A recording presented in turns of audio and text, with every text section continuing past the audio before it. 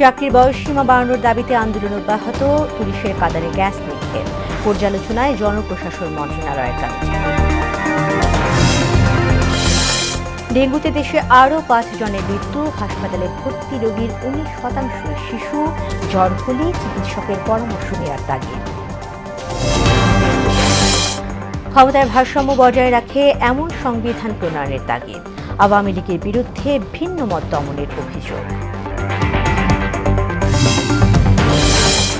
এবং র্যাবকে সরিয়ে সাগর রুনি হত্যার ঘটনা তদন্তে টাস্কফোর্স গঠনের নির্দেশ, 1 যুগ তদন্ত ঝুলে থাকা দুঃখজনক বললেন হাইকোর্ট।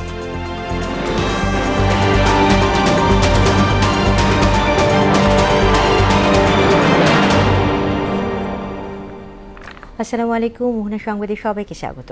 শুনছিলেন শিরোনাম, সঙ্গে আছি তাসমিয়া সেরেন। এবার বিস্তারিত। সরকারি চাকরিতে প্রবেশের বয়সসীমা 35 বছর করার দাবিতে আন্দোলনকারীদের উপর কাঁদানে গ্যাসের শেল নিক্ষেপ করেছে পুলিশ।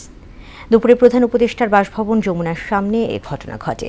পুলিশ জানায়, এই বাসভবনের সামনে সভা সমাবেশে নিষেধাজ্ঞা থাকায় আন্দোলনকারীদের ছত্রভঙ্গ করতে কাঁদানে গ্যাস নিক্ষেপ করা হয়েছে। এর আগে সকালে রাজধানীর শাহবাগে অবস্থান নিয়ে বিক্ষোভ করেন কয়েকশো চাকরি প্রত্যাশী।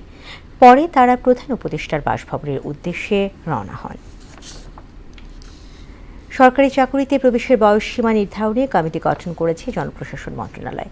আগামী 7 কর্মদিবসের মধ্যে কমিটিকে প্রতিবেদন দেওয়ার জন্য নির্দেশ দেওয়া হয়েছে। বিকেলে সচিবালয়ে জনপ্রশাসন মন্ত্রণালয়ের সিনিয়র সচিব ডক্টর মোহাম্মদ মোখলেসুর রহমান এ তথ্য জানান।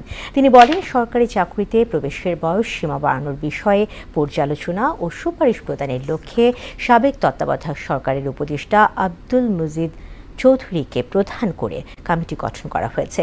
তিনি চাইলে কমিটিতে পছন্দ মতো সদস্য নিতে পারবেন। প্রবেশের বয়স বৃদ্ধির বিষয়ে যে নানানভাবে আন্দোলন দাবির প্রেক্ষিতে একটা কমিটি করেছেন। এই কমিটির আহ্বায়ক হলো জনাব আব্দুল মুজিদ চৌধুরী, এবং এই কমিটির আহ্বায়ককে ক্ষমতা দেওয়া হয়েছে এবং এখতিয়ার দেওয়া হয়েছে যে কজন সদস্য দরকার উনি নেবেন। কর্মপরিধি ভেরি সিম্পল, এবং উইদিন 7 ওয়ার্কিং ডেজ এই কমিটি সরকারকে পরামর্শ দেবে। ডেঙ্গু আক্রান্ত হয়ে দেশে আরও 5 জনের মৃত্যু হয়েছে। রোববার সকাল 8টা থেকে পরবর্তী 24 ঘন্টায় ভাইরাসটিতে আক্রান্ত হয়ে হাসপাতালে ভর্তি হয়েছে আরও 1152 জন। এর মধ্যে ঢাকা উত্তর সিটিতে 252 এবং দক্ষিণে 187 জন, বাকিটা ঢাকার বাইরের। স্বাস্থ্য অধিদপ্তরের হেলথ ইমার্জেন্সি অপারেশন সেন্টার ও কন্ট্রোল রুম থেকে পাঠানো এক সংবাদ বিজ্ঞপ্তিতে এ তথ্য জানানো হয়। সবশেষ 24 ঘন্টায় সারা দেশে 982 জন ডেঙ্গু রোগী হাসপাতাল থেকে ছাড়পত্র পেয়েছেন। হাসপাতালে আশঙ্কাজনক হারে বাড়ছে ডেঙ্গু রোগীর সংখ্যা। আক্রান্তদের মধ্যে শিশুদের শারীরিক জটিলতা অনেক ক্ষেত্রেই বেশি, যা প্রাণহানির ঝুঁকি তৈরি করছে। এ অবস্থায় জ্বর এলেই 24 ঘন্টার মধ্যে ডাক্তারের শরণাপন্ন হওয়ার পরামর্শ দিয়েছেন চিকিৎসকরা। একই সঙ্গে শিশুদের বাড়তি যত্ন নিতে অভিভাবকদের তাগিদও দেন তারা। উষা ফেরদৌসের প্রতিবেদন। শিশু ওরহান 5 মাস বয়সেই ডেঙ্গু আক্রান্ত হয়ে হাসপাতালের সাদা বিছানায়। তার উদাস চাহনিতে যেন কষ্টের বহিঃপ্রকাশ। একই অবস্থা 11 মাস বয়সী শিশু রফিকুলের। ক্লান্ত শরীর মন নিয়ে হাসপাতালে ভর্তি হয়েছেন 3 বছর বয়সী শিশু ফাহিদ। স্বাস্থ্য অধিদপ্তরের তথ্য বলছে, হাসপাতালে ভর্তি ডেঙ্গু আক্রান্ত রোগীদের মধ্যে 19%ই শিশু। হঠাৎ করে 3টা বাজে জ্বর আসছে, জ্বর আসার পর থেকে বমি, তারপর রক্ত পরীক্ষা করছি, রক্ত পরীক্ষার পরেও ডেঙ্গু ধরা পড়ছে। ওর জ্বর হচ্ছে প্রথম জ্বর হইয়া খিচুনি উঠে গেছে, 103 ডিগ্রি জ্বর। 2 দিনের জ্বরে কেসিন হয়ে গেছিল, কেসিনিতে যে ডেঙ্গু ধরা পড়ছে। প্রথম থেকে ভালো ছিল, একটু ছিল ডেঙ্গু পাইছে, তাই এখানে ভর্তি হয়েছি। আগস্টে 45 জন ডেঙ্গু নিয়ে শিশু হাসপাতালে ভর্তি হলেও সেপ্টেম্বরে 121 জন শিশু ভর্তি হয়েছে। নতুন সব উপসর্গ নিয়ে জটিলতা বাড়ছে বলেও জানালেন এই চিকিৎসক। আমরা ডেঙ্গু পেশেন্ট হিসেবে আমরা ফিল করি যে একটা ডেঙ্গু পেশেন্টের অনেক জ্বর হবে, একটা ডেঙ্গু পেশেন্টের হয়তো চোখের পিছনে ব্যথা, যে উপসর্গগুলো আগে বলা হয়েছে সবার সামনে, হাড় ভাঙা জ্বর বলে যেটাকে, ব্রেক বোন ফিভার বলে এটাকে। হ্যাঁ, এত বেশি ব্যথা হয় শরীর এবং হাড়ের চারপাশ, এবং চোখের পিছনে অসম্ভব পেইন হয়, চোখ নাড়লে ব্যথা করে। এই ধরনের সিমটম আছে, বাট এছাড়াও কিন্তু ডেঙ্গু আক্রান্ত হয়ে আসছে আমাদের কাছে আমরা সিম্পল হিসেবে নিচ্ছি, কিন্তু হঠাৎ করে দেখা যায় সিম্পল পেশেন্টটা খারাপ হয়ে যাচ্ছে। অক্টোবর মাসে ডেঙ্গু পরিস্থিতি আরো খারাপ হতে পারে, এজন্য অভিভাবকদের সচেতন হওয়ার পরামর্শ দিলেন তিনি। গার্জিয়ানদের বলবো যে মসকিটো নেট যে ইয়াটা আছে, ওই জালনায় যে নেট আছে, মসকিটো নেট লাগানোর জন্য আমরা পরামর্শ দিই। সন্ধ্যার আগে আগে বাইরে এমন কিছু করা উচিত, যেমন কয়েল টয়েল বাইরে জ্বালা রাখা উচিত দরজার আশেপাশে, যাতে মশা না ঢুকতে পারে। বেশি মশা নিধক ইউজ করেন, বাচ্চাদের কিন্তু শারীরিক জন্য এটা ক্ষতিকর। বয়স্ক রোগীদের পাশাপাশি হাসপাতালগুলোতে শিশু রোগীর সংখ্যাও তুলনামূলক বাড়ছে। কেউ কেউ আবার আক্রান্ত হচ্ছে দ্বিতীয়বারের মতো। উষা ফেরদৌস, মোহনা সংবাদ, ঢাকা। জনগণের আকাঙ্ক্ষা পূরণ সহ ক্ষমতার ভারসাম্য বজায় রাখে এমন সংবিধান প্রণয়নের তাগিদ দিয়েছেন বিশিষ্টজনেরা। তবে জনপ্রতিনিধিরা এর মর্মার্থ না বুঝলে সেটিও মানুষের কল্যাণে আসবে না বলে মনে করেন তারা। জাতীয় প্রেসক্লাবে এক গোলটেবিল আলোচনায় সংবিধানে সবার অধিকার নিশ্চিতের আহ্বানও জানান বক্তারা। আরও জানাচ্ছেন হুমায়ুন কবির। জাতীয় প্রেস ক্লাবে বাংলাদেশের সংবিধান সংস্কার বিষয়ক গোলটেবিল বৈঠকের আয়োজন করে Bangladesh center for governance and development ও DIU। এতে অংশ নেন রাজনীতিবিদ সহ বিশিষ্টজনেরা। এতে বক্তারা সংবিধান সংস্কার ও নতুন করে লেখার ক্ষেত্রে মতামত তুলে ধরেন। ওয়েস্টমিনস্টার পার্লামেন্ট থাকতে পারে, কিন্তু সেখানে রাষ্ট্রপতির ক্ষমতা ডেডিকেটেডলি অনেক বাড়িয়ে দিতে হবে। তার মধ্যে আর্টিকেল 48 যে বলা আছে দুটি ক্ষমতা, ওর জায়গায় আমরা দুটির জায়গায় 10টি, 12টি, 15টি ক্ষমতা দিয়ে দিতে পারি। তার মধ্যে ইলেকশন কমিশনার নিয়োগ করতে থাকবে, সেনাপ্রধান নিয়োগ থাকবে, অডিটর জেনারেল নিয়োগ থাকবে। এই পদগুলো যদি প্রধানমন্ত্রী নিয়োগ করে তাহলে এটা দলীয় হয়ে যাবে। বক্তব্য হচ্ছে যে এটা ফেলে দিতে হবে, এটা কনস্টিটিউশন। তাহলে স্বামী ভাই সহ অনেকে অনেক ইয়ে করেছিল, আমরা দেশ চলবো কিভাবে? সারা দুনিয়াতে আছে, আমরা যারা বাইরে পড়াশোনা করেছি আমরা দেখেছি পুরাতন আইন বাতিল এবং নতুন আইন এনফোর্স করার ভিতরে একটা ট্রানজিশনাল অ্যারেঞ্জমেন্ট থাকে। রেভলিউশন বা বিপ্লবের পরে অবশ্যই সেই স্পিডকে ধারণ করে, জন আকাঙ্ক্ষাকে ধারণ করে একটা নতুন সংবিধান লেখা যায়, রচনা করা যায়। এটা অস্বাভাবিক কিছু না। ক্ষমতার ভারসাম্য বজায় রাখে এমন সংবিধান তৈরি তাগিদ দেন বিশিষ্টজনেরা। বলেন, সংবিধান নতুন এলেই হবে না, এর মর্মার্থ হৃদয় ধারণ করে সে অনুযায়ী কাজ করতে হবে। যতক্ষণ না পর্যন্ত যারা জনগণের প্রতিনিধিত্ব করেন সেই রাজনৈতিক দলগুলো এবং রাজনীতিবিদেরা এটাকে আপ্তবাক্য হিসাবে আত্মস্থ করে, ততদিন পর্যন্ত আসলে সেই অর্থে সংবিধান আপনি লেখেন বা এটাকে রাখেন বা এটাকে আবার সংশোধন করেন, তাতে কিছু যায় আসে না। আমরা জনতার আওয়াজ যদি শুনতে পাই, তাহলে আমরা আশা করি যে বাংলাদেশের ভবিষ্যৎ সংবিধান বলেন আর পুরো রাষ্ট্র ব্যবস্থা বলেন জনগণের আকাঙ্ক্ষার প্রতিফলন করবে। বাংলাদেশের সংবিধান ইংরেজিতে রচনার সমালোচনাও করেন বক্তারা। সংবিধান লিখেছেন ইংলিশে। এদেশের যেই দেশের মানুষ তার মাতৃভাষার জন্য লড়াই করলো, বাংলাকে সবার উপরে প্রায়োরিটি দিল। হুমায়ুন কবির, মোহনা সংবাদ, ঢাকা। এদিকে সংবিধানের ৫০ সংশোধনীকে হাতিয়ার করে ভিন্নমত দমনের মাধ্যমে আওয়ামী লীগ ক্ষমতায় টিকেছিল বলে মনে করেন আইনজ্ঞরা। এমনকি সংবিধানের ৩/৪ সংশোধনের অযোগ্য করে গণতন্ত্র হত্যা করা হয়েছে বলে মনে করেন তারা। আর ছাত্র জনতার দাবি, আওয়ামী লীগ সরকারের মতো স্বৈরাচারী আচরণ বন্ধে সংবিধান সংশোধনে সতর্ক থাকতে হবে। বিস্তারিত জানাচ্ছেন এমআর আসাদ। ১.৫ দশকের বেশি সময় ক্ষমতা কুক্ষিগত করে দুর্দমনীয় স্বৈরাচারে পরিণত হয় আওয়ামী লীগ সরকার। এক্ষেত্রে তাদের প্রধান হাতিয়ার ছিল সংবিধান। জনগণের মৌলিক অধিকার আর নিরাপত্তার নিশ্চয়তা দেয় যে গ্রন্থ, তাকে বানানো হয় ক্ষমতার পালাবদল রুদ্ধ করার ঢাল হিসেবে।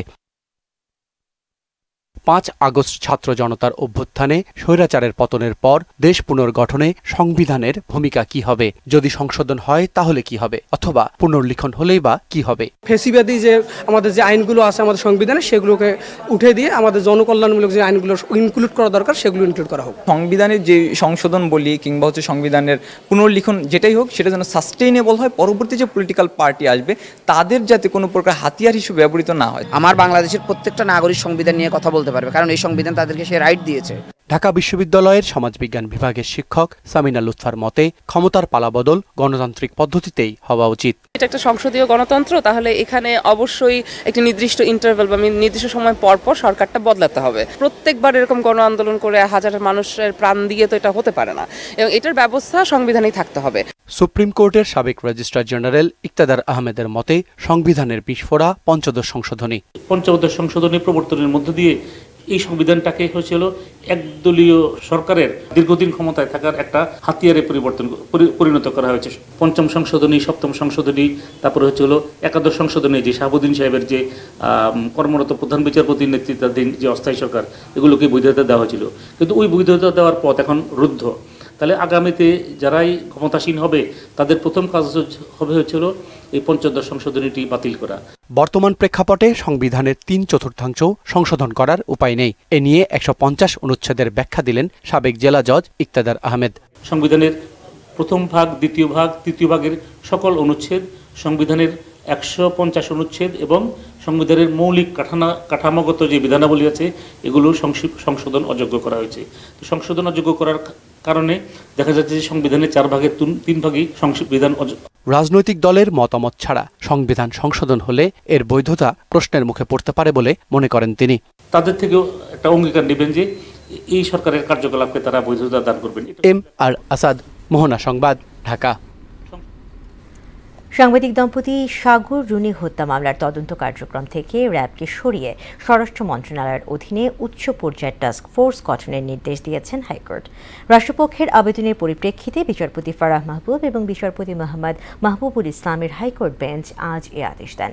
শুনানিতে আদালত বলেন, 12 বছর ধরে একটি মামলার তদন্ত শেষ করা যায় না। এটি জাতির জন্য যেমন দুঃখজনক তেমনি বিচার ব্যবস্থার জন্য। আরও জানাচ্ছেন কাজী পাপু। সাংবাদিক দম্পতি সাগর সারোয়ার ও মেহরুন রুনি হত্যার 12.5 বছর পেরোলেও শেষ হয়নি তদন্ত। আদালতে তদন্ত প্রতিবেদন জমা দেওয়ার তারিখ পিছিয়েছে 111 বার। বিচারপতি ফারাহ মাহবুব ও বিচারপতি মোহাম্মদ মাহবুবুল ইসলামের হাইকোর্ট বেঞ্চ শুনানিতে বলেন, এটা শুধু পরিবারের জন্যই দুঃখজনক নয়, 12 বছর ধরে একটি মামলার তদন্ত শেষ করা যায় না। এটি জাতির জন্য দুঃখজনক, বিচার ব্যবস্থার জন্য এটা শকিং। যাদেরকে এই রিটটা করে চাওয়া হয়েছিল যে তারা তদন্ত করুক, that is rapid action battalion, RAB, তাদের তদন্ত করার কোনো ক্ষমতা বা তাদের তদন্ত করার কোনো এক্সপার্টিজ কখনোই নেই। র্যাপিড অ্যাকশন ব্যাটালিয়ন হচ্ছে একটি অপারেশনাল ফোর্স, তারা এনফোর্সমেন্টের কাজ করতে পারে, কিন্তু তারা তদন্তের কাজ করার জন্য মোটেই ইকুইপড ছিল না। বাদীপক্ষের আইনজীবী শিশির মনির জানান, মামলাটি তদন্ত করছিল র্যাব। রাষ্ট্রপক্ষ আবেদনের প্রেক্ষিতে শুনানি শেষে র্যাবের কাছ থেকে তদন্তভার সরানোর নির্দেশ দেন আদালত। র্যাবের কাছ থেকে তদন্ত প্রক্রিয়াটা সরিয়ে স্বরাষ্ট্র মন্ত্রণালয়ের অধীনে উচ্চ পর্যায়ের টাস্ক ফোর্স গঠন করা হবে এবং সেখানে অভিজ্ঞ তদন্তকারী কর্মকর্তাদের সমন্বয়ে আগামী 6 মাসের মধ্যে তদন্ত সম্পন্ন করে 6 এপ্রিলের মধ্যে উচ্চ আদালতে অর্থাৎ হাইকোর্ট বিভাগে এই তদন্ত রিপোর্ট সাবমিট করতে হবে। র্যাব শুরু থেকেই তদন্তের কিছুই করেননি, তারা প্রথম দিকে আসলে আমাদের প্রেশারাইজ করেছে এবং পরবর্তীতে তারা আসলে মামলা নিয়ে কোনো কাজই করেনি। তো তাদেরকে বাদ দেওয়াটা আলহামদুলিল্লাহ আমরা খুব খুশি হয়েছি। 2012 সালের 11 ফেব্রুয়ারি রাতে রাজধানীর পশ্চিম রাজাবাজারে মাছরাঙ্গা টেলিভিশনের তৎকালীন বার্তা সম্পাদক সাগর সারোয়ার ও এটিএন বাংলার জ্যেষ্ঠ প্রতিবেদক মেহরুন রুনি নির্মমভাবে খুন হন। পরদিন ভোরে তাদের ক্ষতবিক্ষত মরদেহ উদ্ধার করা হয়। ওই ঘটনার পর তৎকালীন স্বরাষ্ট্রমন্ত্রী সারা খাতুন বলেন, 48 ঘন্টার মধ্যে খুনিদের গ্রেফতার করা হবে। তারপর জল গড়িয়েছে বহুদূর। তদন্তের নামে দীর্ঘ 12.5 বছরেরও বেশি সময় ধরে কেবলই কালক্ষেপণ হয়েছে। কাজী পাপ্পু, মোহনা সংবাদ, ঢাকা। অপচয় ও দুর্নীতি রোধে অটোমেটেড সরকারি আর্থিক সেবা গুরুত্বপূর্ণ ভূমিকা পালন করছে বলে জানিয়েছেন অর্থ উপদেষ্টা ডক্টর সালেহ উদ্দিন আহমেদ। তিনি বলেন, এর বিভিন্ন প্ল্যাটফর্মকে সমন্বিত ব্যবস্থাপনায় আনতে পারলে আর্থিক ব্যবস্থাপনায় স্বচ্ছতা ও জবাবদিহিতা নিশ্চিত করা সম্ভব হবে। সকালে সচিবালয়ে অর্থ মন্ত্রণালয়ের মাল্টিপারপাস হলে এসব কথা বলেন উপদেষ্টা। এ সময় অর্থ বিভাগের বিভিন্ন সেবা সহজ, সাশ্রয়ী ও দ্রুততর করতে সেবা প্রদানের জন্য তৈরি করা বিভিন্ন অনলাইন প্ল্যাটফর্ম উদ্বোধন করেন অর্থ উপদেষ্টা। সেবা না, পাবলিক ফাইন্যান্স ম্যানেজমেন্ট সিস্টেম অত্যন্ত দরকার, কিন্তু সাথে আমাদের যে বেসরকারি বা আধা সরকারি প্রতিষ্ঠানগুলো আছে তাদেরও কিন্তু আপনার এইরকম মডার্ন সিস্টেম না করলে রিয়েলি অসুবিধা হয়। অর্থাৎ যত কম দেখাশোনা হবে, যত ট্রান্সপারেন্ট থাকবে, জব দিতে থাকবে, তত মানুষের জন্য বেড়ে। কে কি যেতে চায় কোনো জায়গায়, একটা অফিসে গিয়ে ধর্ণা দেবে, কী দরকার? স্বৈরাচারী সরকারের আমলে গুম হওয়া আপনজনকে ফিরে পাওয়ার আকুতি জানিয়েছেন স্বজনরা। 12 থেকে 15 বছর আগের এসব গুম খুনের ঘটনা তদন্ত সাপেক্ষে বিচারের দাবিও জানান তারা। নির্মম এসব ঘটনায় জড়িতদের আইনের আওতায় আনার তাগিদ দিলেন বিএনপির স্থায়ী কমিটির সদস্য সালাউদ্দিন আহমেদ। জাতীয় জাদুঘর মিলনায়তনে এক আলোচনায় এ দাবি জানান তিনি। সুরাইয়া মুন্নির রিপোর্ট। আমি খালি জানবো যে আমার ফুকুল এই জায়গাটায় আছে, আমার আর কিছু চাওয়ার নাই, পাওয়ার নাই। আমার সরকারের কাছে একটাই আবদার।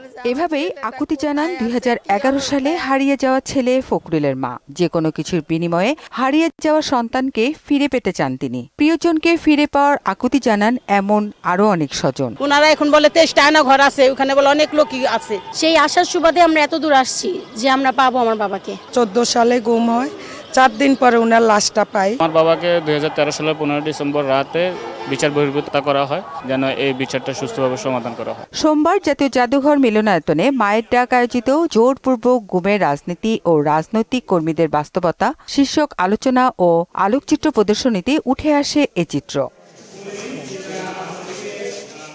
এতে বিএনপি স্থায়ী কমিটির সদস্য সালাউদ্দিন আহমেদ বলেন, এদেশে গুমের মাধ্যমে কবর জিয়ারতের অধিকারও কেড়ে নিয়েছিল শেখ হাসিনা। আর যাতে গুম খুনের ঘটনা না ঘটে তা নিশ্চিতে কাজ করার আহ্বান জানান তিনি। একজন মানুষ, একজন ওয়ারিশ, তার পূর্বপুরুষের, তার পিতা কবর জিয়ারত করতে পারবে না, সেই অধিকার বাংলাদেশের মানুষের কাছ থেকে কেড়ে নেওয়া হয়েছে।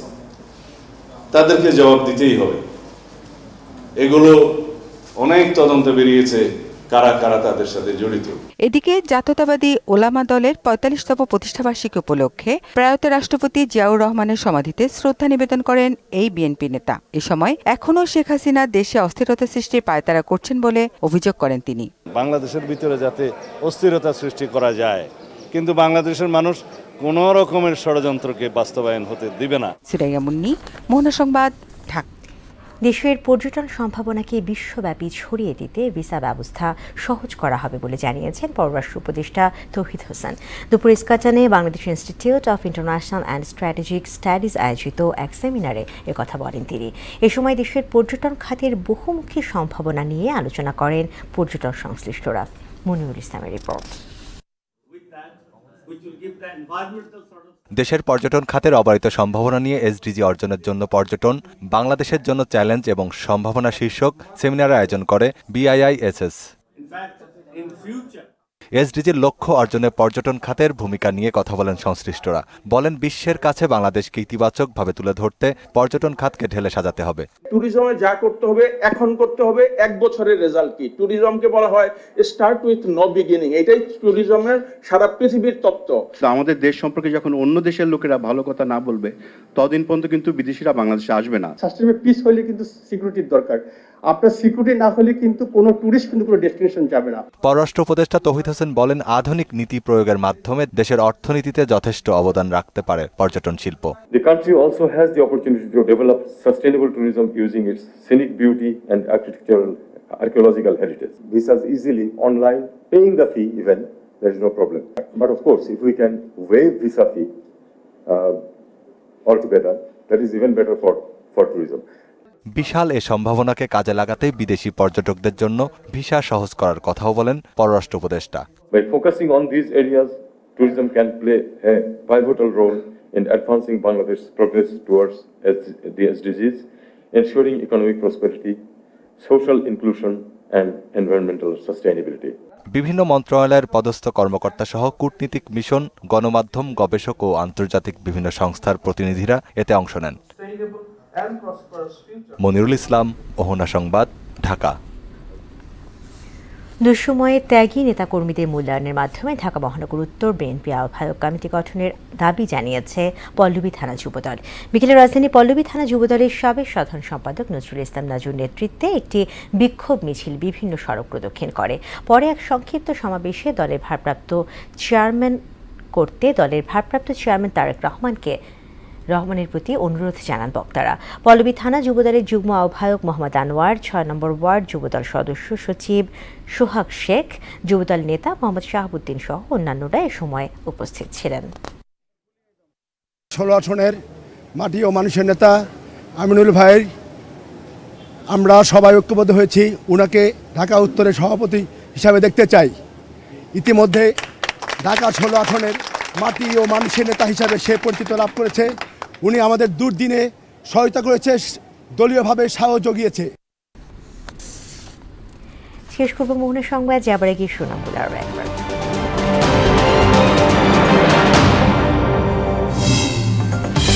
চাকরি বয়সসীমা বাড়ানোর দাবিতে আন্দোলন অব্যাহত, পুলিশের কাঁদানে গ্যাস নিক্ষেপ, পর্যালোচনায় জনপ্রশাসন মন্ত্রণালয়ের কমিটি।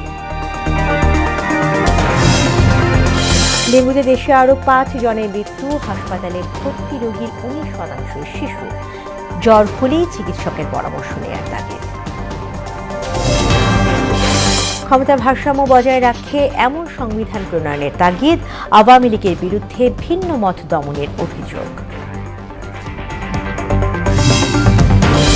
এবং র্যাবকে সরিয়ে সাগররুনি হত্যার ঘটনা তদন্তে টাস্ক ফোর্স গঠনের নির্দেশ। এক যুগ তদন্ত ঝুলে থাকা দুঃখজনক বললেন হাইকোর্ট। দর্শক, এই ছিল মোহনার সংবাদ। পরবর্তী সংবাদ রাত 12টায়। এছাড়া মোহনার সবশেষ খবর জানতে ভিজিট করুন www.mohana.tv।